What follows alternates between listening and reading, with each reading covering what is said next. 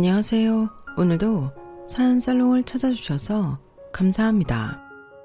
결혼 3개월 차 30대 여성이에요. 3년 전 저는 5년 사귄 남자와 결혼하려다 10월도 문 앞에서 발길 돌린 적이 있어요. 지금에 와서야 말이지만 그때 결혼을 안 한 게 얼마나 다행인지 모르겠어요. 똥차 가고 벤치 온다고 그때 파혼을 한 덕분에 지금의 멋진 남편을 만날 수 있었거든요. 그런데 왜 다 지난 얘기를 이제 와서 다시 꺼내냐고요? 그건 다 잊고 살려는 사람 앞에 똥차가 다시 굴러와 행패를 부렸기 때문이에요. 그래도 다행인 건 이번 일 덕분에 제 남편과 시부모님에 대한 믿음이 더욱 공고해졌다는 거예요. 그럼 지금부터 제가 버린 똥차를 내 손으로 폐차시킨 사연을 전해드릴게요. 편의상 헤어진 전 약혼자를 예랑이라고 할게요. 예랑은 재수를 하던 때 만났어요. 당시 저는 서울 소재 대학에 합격해서 입학까지 했지만 부모님 몰래 휴학을 하고 재수학원을 다니고 있었어요. 부모님 몰래 저지른 일인지라 학원비도 제 손으로 벌여야 했죠. 다행히 제가 입학했던 대학이 상위권 대학이라 과외자리를 얻을 수 있었고 그 덕에 재수학원 학원비는 벌 수 있었어요. 그때 제가 과외를 했던 학생 중 하나가 예랑이었어요. 집은 꽤 크고 겉보기엔 번드르르한 집이었지만 매달 과외비를 늦게 주셔서 사람을 참 곤란하게 만들곤 하셨죠. 그나마 제가 맡고 있던 과외 학생이 예랑 외에도 더 있어서 학원비를 못 내는 불상사는 없었지만 그래도 한두 번도 아니고 매달 과외비 독촉을 해야 하니 기분이 좋을 수는 없었어요. 과외비가 늦어지는 것도 문제지만 특히 대응 방식이 참 기가 막혔어요. 내가 워낙 사업을 크게 하다 보니 푼돈 나가는 건 신경을 안 쓰게 되네. 그깟 과외비 얼마나 한다고 귀찮게 이런 독촉 전화까지 받고 말이야. 그런데 말이지, 내가 깜빡한 건 사실이지만 그렇다고 꼭 이렇게 독촉 전화까지 해야 해? 많이 늦은 것도 아니고 고작 2주 늦는 건데 그걸 못 참고 득달같이 전화하는 건 좀 그렇지 않냐 이거지. 명문대 출신도 아니고 그저 그런 대학 출신이면서 좀 유난스럽다. 암튼 오늘 중에 과외비 붙여줄 테니까 그렇게 알아요. 사주가 한 달인데 그중 2주가 늦은 게 고작이라니 정말 어이가 없었어요. 매달 과외비 받을 때마다 이런 실랑이를 하는 게 귀찮기도 하고 마치 내가 능력도 안 되는데 돈만 밝히는 사람인 것처럼 치부되는 것도 참기 힘들어서 과외를 그만두기로 했어요.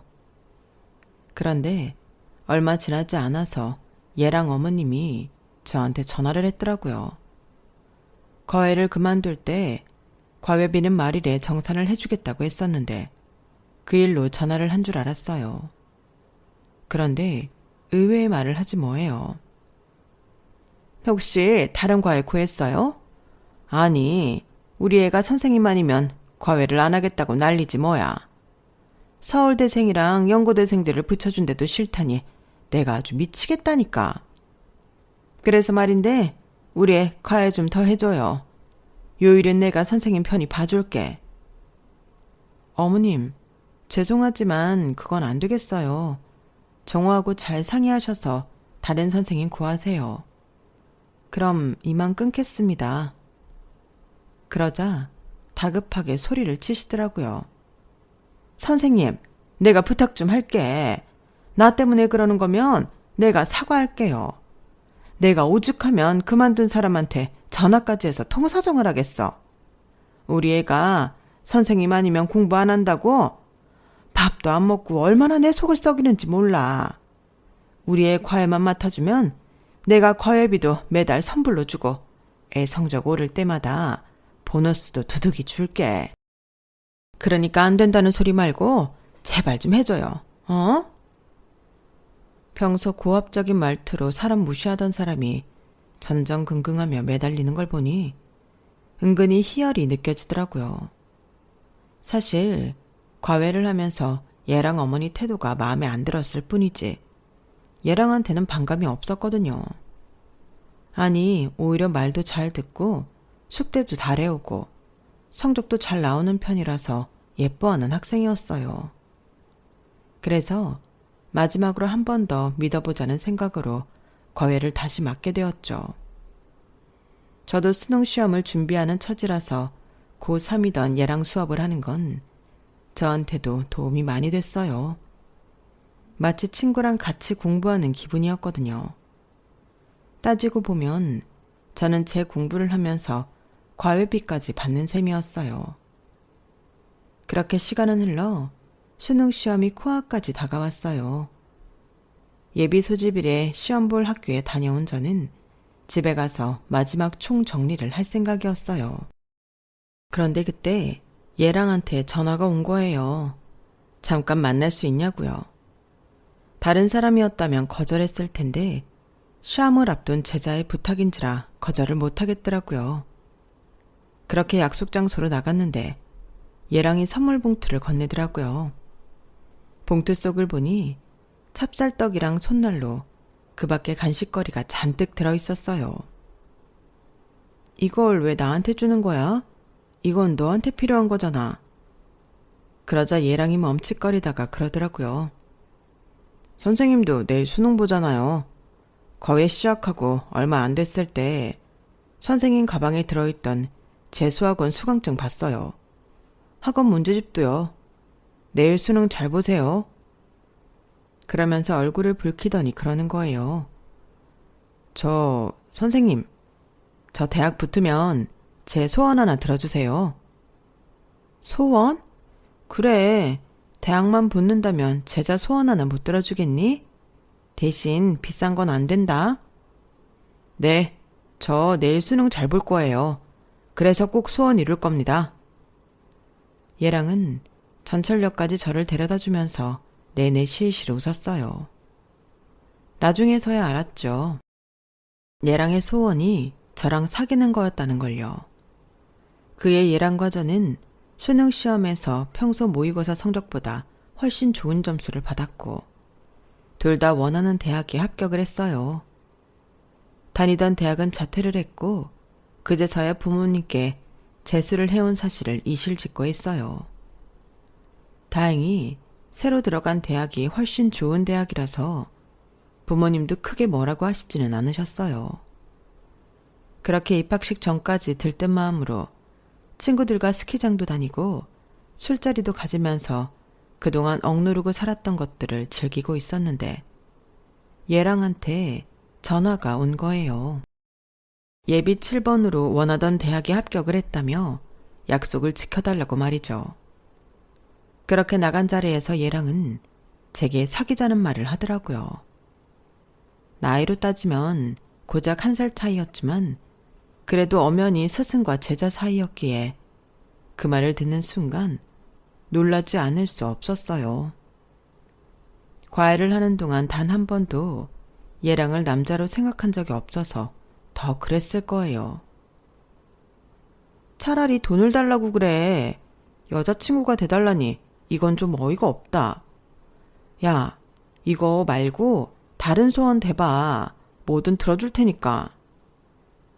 그러자 얘랑은 금방이라도 눈물을 쏟을 것 같은 얼굴로 그러더라고요. 자기가 그동안 공부를 열심히 했던 이유는 딱 하나. 어엿한 대학생이 되어서 저랑 사귀고 싶었기 때문이라고 말이죠. 저 정말 잘할게요. 비록 제가 예비 7번으로 들어가긴 했지만 공부 열심히 해서 장학금도 딸 거예요.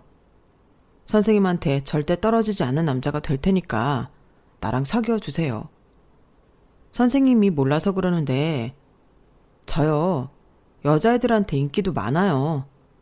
그 많은 애들 다 거절하고 선생님한테 고백하는 거라고요. 그래, 그 마음은 내가 고맙게 받을게. 그런데 난 너를 남자로 안 봐.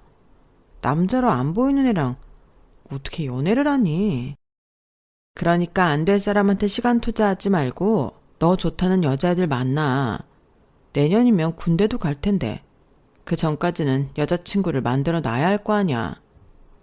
내 말 알아들었을 거라 믿는다. 저는 도망치듯 그 자리를 벗어났고 그날 이후 얘랑은 수시로 제게 전화를 해댔어요. 심지어 제가 다니는 학교까지 찾아오기도 했고요.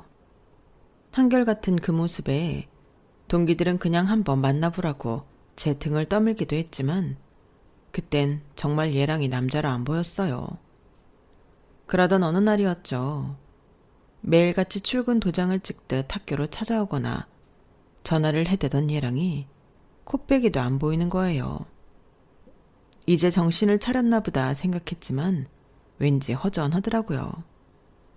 그렇게 1주, 2주, 한 달이 지나자 되려 제가 더 안달이 나지 뭐예요.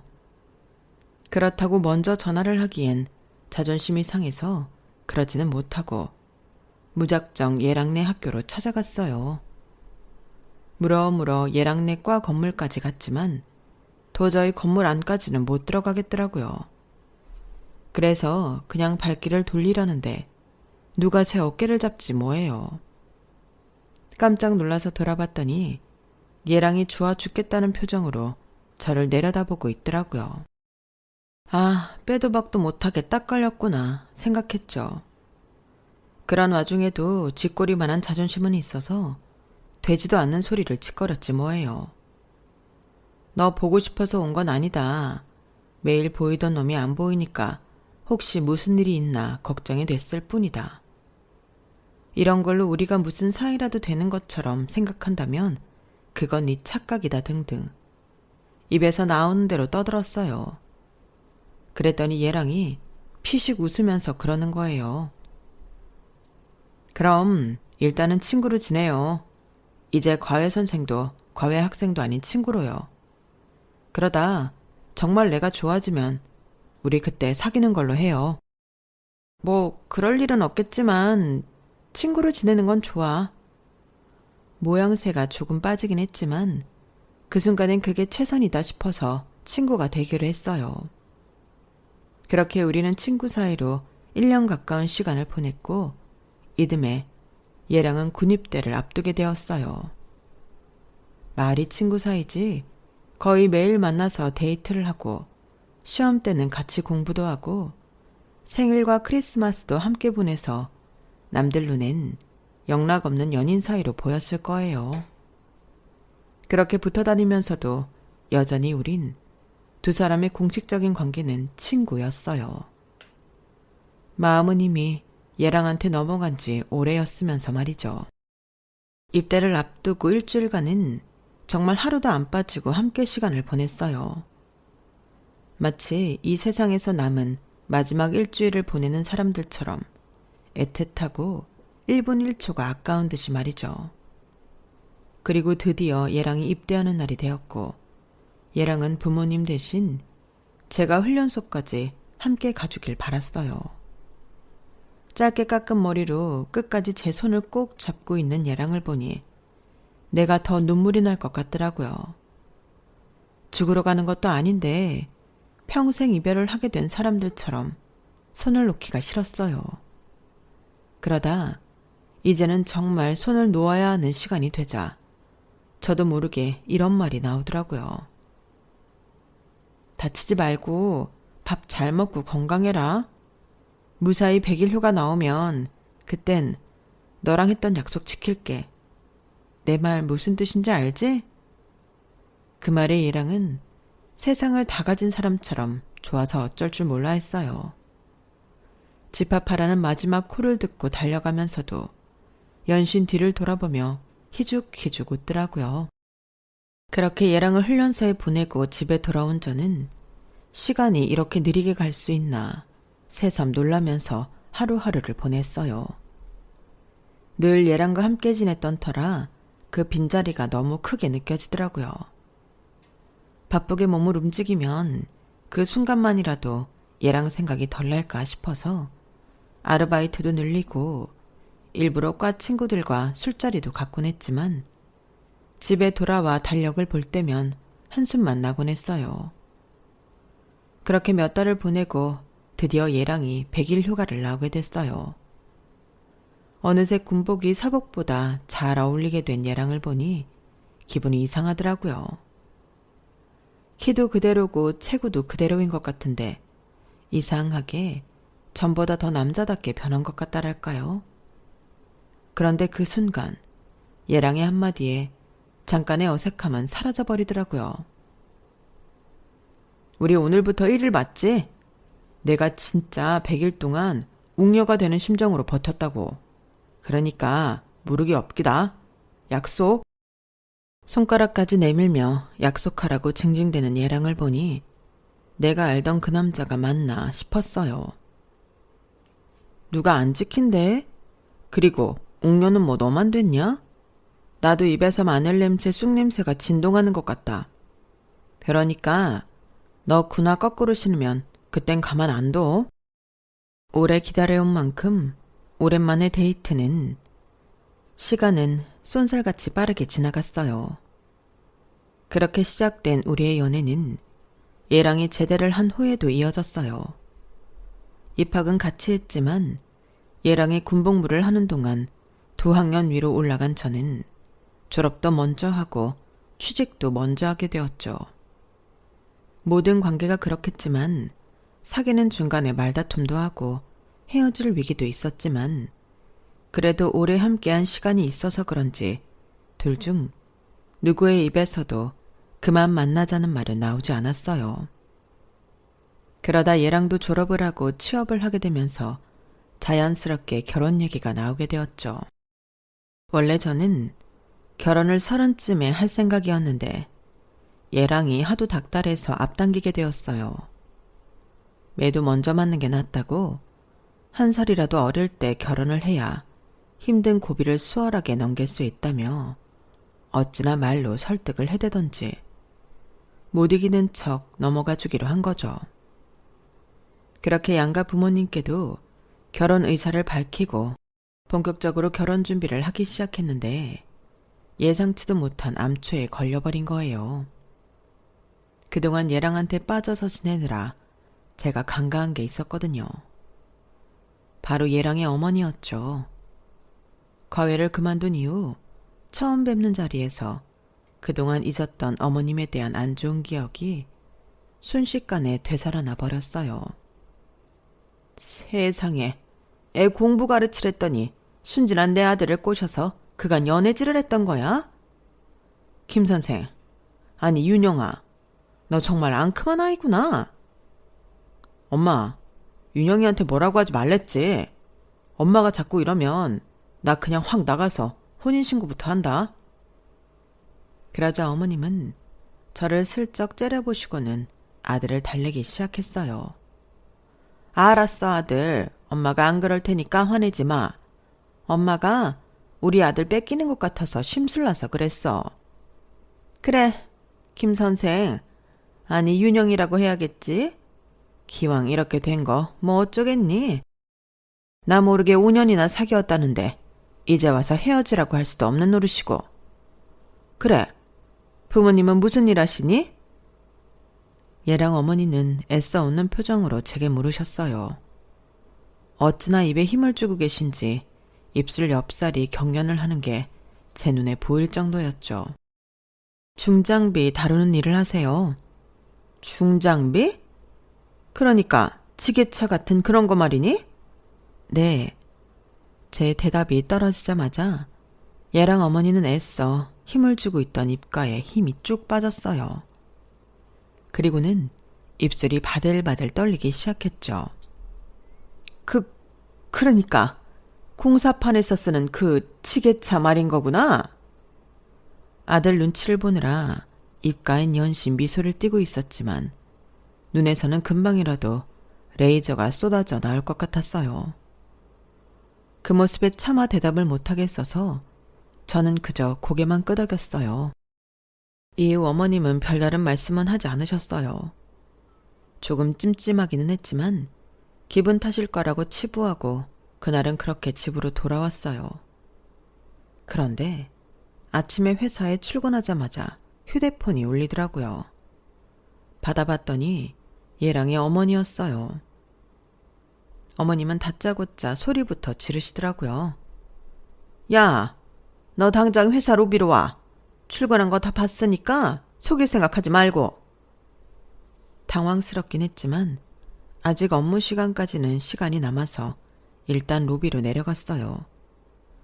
그랬더니 얘랑 어머니가 씩씩거리며 성큼성큼 다가와 제 팔을 끄드러 잡고는 건물 밖으로 나가시더라고요. 그리고는 강제로 저를 차에 태우고는 어디론가 달려가셨어요. 어머님, 저 곧 업무 시작해야 해요. 제발 차 좀 멈춰주세요. 어머님? 누가 네 어머님이야? 이 여우 같은 게 펜 같은 혓바닥으로 내 아들 혼을 빼놔서는 나랑 내 아들 사이를 갈라놓으려 그래? 어림도 없어. 내가 이날이 때까지 살면서 너 같은 년들 뻔한 짓거리를 모를 줄 알아? 뭐? 지게차? 기가 막혀서 어디서 그런 거지 같은 집구석 출신이 내 아들을 넘봐. 가당치도 않게. 당장 내 아들이랑 헤어지겠다고 약속해. 안 그럼 너 오늘 출근 못할 줄 알아. 어서 약속 안 해? 눈에 광기가 가득해서는 사납게 운전대를 돌리는데 정말이지 그 순간엔 이대로 죽는 게 아닌가 싶었어요. 그래서 울면서 제발 그만하시라고 통사정을 했죠. 하지만 그런다고 제 말을 들어줄 사람이 아니었어요. 화가 누그러지기는커녕 점점 더 광분해서는 엑셀을 밟아댔으니까요. 그러다 결국 어머님은 도로변 전신줄을 들이받았고 쾅 소리와 함께 저는 큰 충격에 휩싸이며 정신을 잃었어요. 눈을 떠보니 병원이더라고요. 제가 눈을 뜨자 옆에서 침상을 지키고 있던 예랑이 울먹이며 저를 불렀어요. 윤영아, 정신 좀 들어? 나 정말 너 이대로 죽는 줄 알았어. 제가 눈에 콩깍지가 제대로 씌었던 건지 죽다 살아난 순간 얘랑 얼굴을 보니 그렇게 안심이 되고 긴장이 풀릴 수가 없었어요. 그런데 제 걱정에 얼굴이 하얗게 질린 채로 저를 끌어안은 얘랑 등 뒤로 귀신 같은 어머님의 모습이 보이자 경기를 일으킬 정도로 화들짝 놀랐어요. 그런 이유를 모르는 얘랑은 제 몸 상태가 안 좋아 그런 줄 알더군요. 윤영아, 왜 이렇게 떨어? 추워? 아니면 어디가 아픈 거야? 이상하다. 의사 말로는 몇 군데 타박상 말고는 아무 이상 없다고 했는데. 겁에 잔뜩 질린 저는 귀신이라도 본 사람처럼 예랑의 어머니를 바라봤어요. 그러자 예랑도 제 시선을 따라 자기 엄마한테 눈길을 주더라고요. 그런데 그 순간 예랑 어머니가 표정을 확 바꾸더니 걱정 가득한 목소리로 그러는 거예요. 윤영아, 내가 정말 뭐라고 말을 해야 될지 모르겠구나. 내 딴엔 네가 내 며느리가 된다는 기쁨에 아침이라도 든든히 먹이려고 네 회사까지 달려갔던 건데 이런 내 오지랖 때문에 네가 이렇게 되다니. 이게 다 내 탓이다. 급기야 훌쩍거리며 눈물까지 찍어내는 어머님을 보니 온몸에 소름이 끼쳤어요.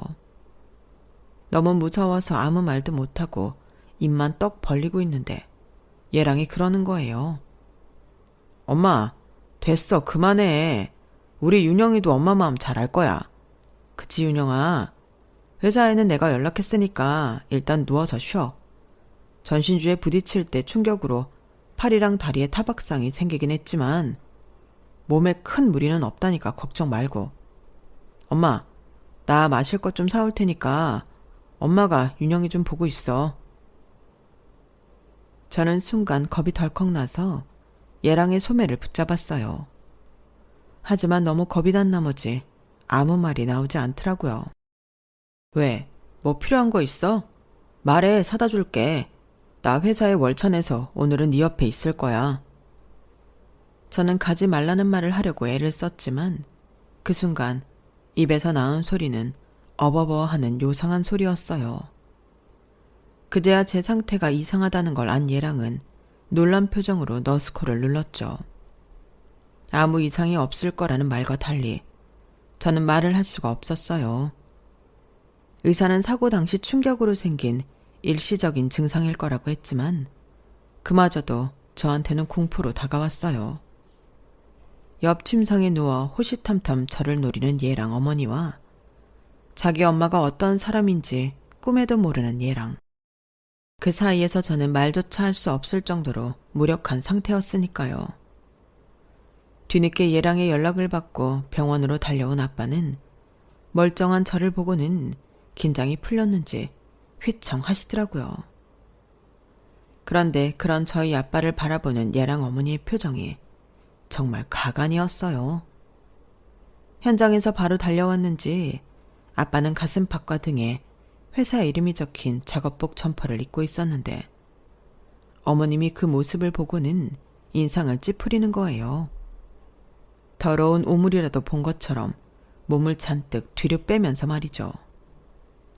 그런데도 저희 아빠는 얘랑 어머니한테 예의를 차려가며 정중하게 인사를 하시더라고요. 그 모습을 보니 우라통이 터져서 아빠를 흔들며 나 좀 데려가라고 소리쳤어요. 그런데 제 의도와는 달리 제가 어버버거리면서 발작을 하는 듯이 보였나 봐요. 그런 저를 보고 놀란 아빠는 그대로 저를 끌어안고는 괜찮다는 말을 반복해 주셨어요. 그 사이 간호사를 불러온 얘랑 때문에 저는 진정제를 맞고 잠이 들어버렸죠.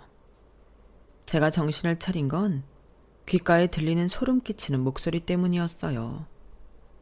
약기운에 정신이 몽롱한 가운데 들리는 그 목소리의 주인공은 얘랑의 어머니였어요. 니년이 아주 쇼를 하는구나. 이런다고 내가 눈이나 깜빡할 줄 알아? 이제 보니 없이 자란 년이 팔자 고치려고 내 아들 물고 늘어지는 게 틀림없어. 네 애비 꼬라지만 봐도 알지. 아, 금이야 오기야 키운 내 새끼를 저런 거지 같은 년한테 뺏기게 생기다니. 내가 속에서 천불이 나서 가만히 있을 수가 없네. 애미 없이 자란 년이라 그런지 하는 짓이 어찌나 천박한지 몸뚱이 하나로 남자 휘두르려고 하는 꼴이 아주 가관도 아니야. 눈 떠 이년아. 정신 차린 거 다 알아. 네가 내 아들 눈은 속였는지 몰라도 나는 못 속여. 내가 이날이 때까지 너 같은 년 한둘 상대했는 줄 알아? 어디서 개수작이야? 아쭈, 이게 끝까지 눈을 안 떠? 그래, 누가 이기나 어디 한번 해보자. 내 아들 믿고 네가 이렇게 까부는 모양인데 오늘 우리 아들 안 와. 내가 심부름을 보냈거든. 그러니 내 아들 등에 업고 수작 부릴 생각이라면 일찌감치 버리는 게 좋을 거다. 저는 고양이 앞에 던져진 생선처럼 언제 잡아먹힐지 모른다는 공포에 벌벌 떨면서 이불 속에 파묻혀 있었어요. 그리고 밤이 되자 현장 일을 정리하고 돌아오신 아빠가 병실로 들어왔어요. 그러자 얘랑 어머니가 기다렸다는 듯이 쏘아 붙이더군요. 어디 공사판에서 지게차나 나르는 주제에 우리 집애랑 사돈을 매질러 들여? 엉감생심. 아이고, 지나가던 개가 다 없겠네. 이봐요. 못 배워서 지게차 운전이나 하는 주제에 분수에 맞게 살아. 어디 감히 내 아들을 넘봐? 딸년 팔아서 우리 집 재산 넘볼 생각인가 본데 어림도 없어. 나 그렇게 만만한 사람 아니야. 내가 지금이라도 회장님한테 전화 한 통 넣으면 너희 같은 거지들은 한 방에 처리해 주신다고. 당신 땡땡건설이라고 알아? 거기 회장님이 우리 아들 생부야. 그나마 꼴랑 지게차 운전이라도 해서 입에 풀칠하고 싶으면 조심하는 게 좋아. 쥐도 새도 모르게 생매장 당하고 싶지 않으면 정신 똑바로 차리라고. 어디서 이런 버러지 같은 것들이 꼬여서는. 그러자 참다 못한 저희 아빠가 조용히 한마디 하셨어요. 땡땡건설 회장님이라면 김땡땡 회장님 말씀이십니까? 아이고, 꼴에 공사판 흙먼지 좀 마시고 산다고 뭘 알긴 아나 보네. 우리 회장님을 다 알고. 그래, 그분이 우리 정호 친부야. 잘 알았으면 네 딸내미 데리고 얼른 꺼져. 그런데 조금 이상하네요. 내가 알기론 정호군은 윤씨로 알고 있는데 어떻게 부친성이 김씨일까요? 게다가 내가 알기론 김 회장님께는 아들이 없습니다. 따님만 두 분 있거든요. 그런 이유로 회사도 맞사위한테 물려주신다고 들었습니다만. 아, 오해는 마세요. 내가 김 회장님과는 막역한 사이라 그 집 사정에 대해서는 남들보다 조금 더 아는 편이니까요. 김 회장님이 늘 그러셨거든요. 당신한테 아들이 하나만 있었어도 우리 윤영이를 며느리로 삼았을 거라고요. 그리고 그쪽 말대로 내가 지게차 운전을 하는 건 맞는데 그건 어디까지나 내가 가진 사업체를 운영하려면 대표인 나도 중장비 정도는 다룰 수 있어야 해서 자격증을 몇 개 딴 것뿐입니다. 알아야 장사도 할 거 아닙니까? 그 말에 얘랑 어머니는 턱이 땅에 닿을 정도로 입을 쩍 벌리곤 저희 아빠를 쳐다보더군요. 내가 어디 가서 돈 자랑하는 사람은 아닌데 그쪽한테는 확실히 알려주는 게 좋을 것 같네요. 말끝마다 우리를 보고 거지니 뭐니 헛소리를 짓거리는 걸 참을 수가 없어서 말이죠. 내가 운영하는 업체 연매출이 100억이 넘습니다. 그런데도 우리가 당신 같은 인간한테 거지라는 소리를 들어야 하는 겁니까? 사실 내 눈엔 대개 아들이 그리 탐탁치 않습니다. 아, 오해는 마세요. 술 장사하는 홀어머니 밑에서 자라 그런 건 아니고 사내 자식이 남자답지 못한 구석에 있어서 그런 거니까. 내가 비록 일에 치여 사는 사람이라 남들처럼 딸아이한테 지극정성을 쏟지는 못했지만 그래도 명색이 아버지인데 하나뿐인 내 딸과 결혼하겠다는 녀석 뒷조사 한번 안 했겠습니까? 비서를 통해 진작에 다 보고 받았습니다. 누구 씨인지도 모를 자식을 낳아놓고 굴지기업 회장님 친자라고 소문내고 다니다가 몇 번 고소당한 적도 있으시죠? 조금 전에 언급했던 김 회장님 쪽에서도 소송당했다가 선처받은 전적이 있던데 아직도 나쁜 벌은 못 버리고 김 회장님 이름 파는 걸 보니 이번엔 제대로 벌을 받아야 정신을 차리시겠습니다. 그런 더러운 허물도 다 잊고 내 딸아이가 좋아하는 남자라고 해서 그쪽 아들을 사위로 받아들일까 했었는데 도저히 안 되겠습니다. 걸레는 빨아도 걸레라는 말이 틀리지 않은 것 같아서 말입니다. 그럼 이번 혼사는 없던 걸로 하고 내 딸아이 데리고 가보겠습니다. 아, 혹시라도 해서 하는 말인데 앞으로 그쪽 아들이 우리 윤영이한테 접근을 하면 그땐 바로 회장님께 오늘 일 전하겠습니다. 술 장사가 신용을 잃으면 그날로 가게 접어야 하는 건 잘 아시리라 믿습니다. 나직하게 할 말을 다 끝낸 아빠는 이불 속에서 숨죽이고 있던 저를 안아들고는 병실을 나섰어요. 그리곤 미리 아빠 비서를 통해 수속을 마친 1인실로 병실을 옮겼어요. 그날 이후 얘랑은 몇 번이나 제게 전화를 했지만 저는 받지 않았어요. 그러자 회사까지 찾아와 제 직장 동료들 앞에서 울고불고 쌩 난리를 치면서 죽어도 못 헤어진다고 난동을 부리더군요. 한 번은 저를 강제로 데려가려고 시도까지 하는 바람에 결국 아빠가 경찰에 신고를 했고 접근 금지 명령을 받아냈어요. 그리고 경호업체에 의뢰해 한동안 제 출퇴근길을 돌봐주셨죠. 그때 제 경호를 맡아주었던 사람이 바로 지금의 제 남편이에요. 당시 남편은 오랜 직업 군인 생활을 정리하고 경호업체에서 일을 하다가 막 자기 사업을 시작한 참이었어요.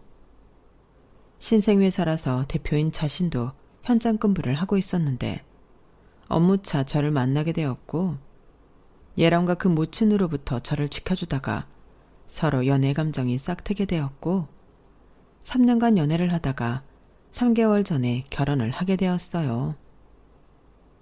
결혼을 적극 추진한 사람은 다름 아닌 저희 아빠였어요. 제 남편의 근면 성실한 점과 어떤 상황에서도 비겁하게 변명하지 않는 당당한 모습이 마음에 들어서 일찌감치 사익감으로 점찍고 있었다고 하더군요. 제 남편 역시 저희 아빠를 무척 잘 따르는데요. 자신이 존경할 수 있는 몇 안 되는 어른이라며 극찬을 할 정도로 장인에 대한 존경심이 대단하답니다. 똥차 때문에 마음고생 몸고생했던 저는 이제 과거의 상처는 다 잊고 잘 살고 있어요. 그런데 얼마 전에 산부인과 진료를 받으러 갔다가 생각지도 못한 상황에 오래전 똥차 모자를 조우하게 된 거예요. 산부인과 복도가 쩌렁쩌렁하게 울리도록 소리를 질러대서 두 사람이 왜 산부인과에 오게 됐는지 이유를 모를 수가 없더라고요. 얘랑이 만났던 여자가 임신을 했는데 아이와 산모를 책임지고 싶지 않았던 얘랑이 자기 엄마한테 도움을 청한 거였죠. 엄마, 나 정말 피임 제대로 했어. 그리고 난 얘랑 결혼할 생각 1도 없다고. 엄마도 알잖아. 나 눈 높은 거. 얘랑은 그저 엔조이였을 뿐이라고. 아니 어떤 미친놈이 나이트에서 원나잇한 여자 인생을 책임져. 엄마가 얘 좀 설득해서 수술 받게 해줘. 어? 아들, 걱정하지 말고 아들은 회사 가서 일이나 해. 그리고 얘, 넌 이리 와. 앞으로 애 문제로 내 아들 괴롭힐 생각 말고 나랑 상대하자고. 너처럼 몸뚱이 함부로 굴리고 다니는 애들은 내가 잘 알아. 어디서 딴 놈씨를 배워선 내 아들 인생을 발목 잡으려 들어? 너 사람 잘못 봤어. 급기야 얘랑 어머니는 여자의 팔을 강제로 끌어당기며 진찰실로 끌고 들어가려고 했어요. 여자의 행실을 트집잡아 자기 아들 자식이 아니라며 중절을 강요하는 모양이었죠. 그러자 의사가 나와 안 된다고 거절을 했고, 그러자 얘랑 어머니의 전매 특허인 허위사실 유포가 이어졌어요. 니들이 뭔데 수술을 안 해줘? 내 아들이 누군 줄 알고 니들이 까부냐고. 땡땡건설 회장님이 우리 아들 생부야. 니들 땡땡건설 법무팀한테 소송을 당해봐야 정신 차리겠어? 집어러 개 못 준다고 5년이 지난 지금까지도 저런 되도 않는 말로 사람을 위협할 수 있다고 생각한다는 게 도무지 이해가 안 갔어요. 어쩜 사람이 변함없이 한결같은지 혀를 내두를 정도였죠. 그런데 그때 예랑이 저를 발견한 거예요. 한눈에 저를 알아본 예랑은 순식간에 달려와 저를 끌어안았어요. 윤영아, 진짜 윤영이 맞지? 내가 널 얼마나 보고 싶었는데. 나 지금까지 한순간도 널 잊은 적 없어. 정말이야. 아, 쟤는 그냥 내가 너무 외로워서 하룻밤 실수했던 것 뿐이니까 신경 쓰지 마. 윤영아, 우리가 이렇게 다시 만난 건 운명이겠지? 나 정말 너한테 잘할게. 그러니까 제발 나 좀 밀어내지 마. 어? 이거 놔. 숨 막힌단 말이야. 저는 그 사람 품에서 빠져나오려 발버둥을 쳤어요. 하지만 힘 차이로 인해 꼼짝도 않더라고요. 그런데 그때였어요. 저희 아빠와 함께 병원으로 들어서던 남편이 이 광경을 보고는 정광석화처럼 달려들어 순식간에 그 사람을 제압했어요. 순식간에 벌어진 깔끔한 제압에 병원 안에 있던 사람들은 입을 떡 벌린 채 제 남편을 바라보더라고요. 개중 어떤 사람은 박수까지 치더라고요. 그 사람을 제압한 남편은 병원 측에 경찰 신고를 부탁했어요. 그러자 득달같이 달려온 그 사람 어머니는 제 남편 등을 핸드백으로 치면서 욕설을 퍼부었죠. 그 손 못 나? 내 아들한테서 떨어지란 말이야. 이 거지 같은 새끼가 어디서 귀한 내 아들 건드려? 내 아들이 누군 줄 알아? 내 아들이 땡땡건설 회장님 아들이야. 너 같은 인간이 손댈 사람이 아니라고. 손대라고 이놈아. 그때였어요. 그 사람 어머니의 핸드백을 손으로 막으며 저희 아빠가 끼어들었어요. 뭡니까? 내 사위 몸에 함부로 손대지 마세요. 내 사위는 당신처럼 더러운 인간이 함부로 손대는 그런 사람 아닙니다. 당신 아들이 땡땡건설 회장님 아들이라고요. 이거 참. 저희 아빠를 본 그 사람 어머니는 얼굴이 하얗게 질려서는 그제야 내 남편을 내리치던 핸드백을 손에서 놓았어요. 그리고는 누나를 굴리며 빠져나갈 궁리를 찾는 것 같더라고요. 아주머니는 참 여전하십니다. 아직도 그런 허위 사실을 떠벌리고 다니니 말입니다. 내가 예전에 경고했죠? 한 번만 더 내 딸아이 앞에 나타나 허튼 짓 하면 회장님께 당신이 하고 다니는 짓거리 말씀드린다고. 이래서 죄 지은 인간은 벌을 받아야 한다는 겁니다. 선처를 해줬더니 달라진 게 하나도 없잖아요. 그 말에 그 사람 어머니는 무릎까지 꿇고 저희 아빠한테 싹싹 빌었어요. 그러자 그 사람은 자기 엄마는 잘못이 없다면서 자기가 진짜 땡땡거설 회장 아들이라고 말하더군요. 진지한 표정을 봐서는 평생 자기 엄마한테 속아 그렇게 알고 살아온 것 같았어요. 결국 그날 일로 아빠는 회장님께 그동안 있었던 사실을 전하게 되었고, 더 이상 유언비어가 퍼지지 않도록 회장님은 그 모친을 고소했어요. 들리는 소문에 의하면 얘랑은 지금까지 자신을 속여온 모친과 절연을 했다고 하더군요. 그렇게까지 한 이유는 땡땡건설 회장님이 자기 부친이 아니라는 사실 때문이 아니라 자신의 엄마조차 아들의 친부가 누군지 모른다는 사실에 실망을 해서 그랬다나 봐요. 따지고 보면 그 사람도 안 되긴 했어요. 그렇다고 해서 그 사람이 제게 했던 예전의 짓이 용서가 되는 건 아니지만요. 아무튼 저는 그날 산부인과 진료를 통해 임신 사실을 알게 되었어요. 너무도 기다리던 아이였기에 남편도 그렇고 저희 아빠도 그렇고 시부모님도 무척이나 좋아하셨어요. 의도한 건 아니지만 이제 잊고 싶었던 과거도 온전히 끊어냈고 우리 부부한테 귀한 생명도 찾아왔으니 앞으로는 오늘보다 더 행복한 나날을 기대해도 되겠죠? 지금까지 제 사연을 들어주셔서 감사합니다. 저희 가족의 앞날에 많은 응원 부탁드리고요. 항상 건강하시고 여러분도 행복하세요. 여러분, 사연 댓글에 응원과 현명한 조언 부탁드려요. 좋아요와 구독은 저에게 큰 힘이 됩니다. 오늘도 좋은 일 가득하세요.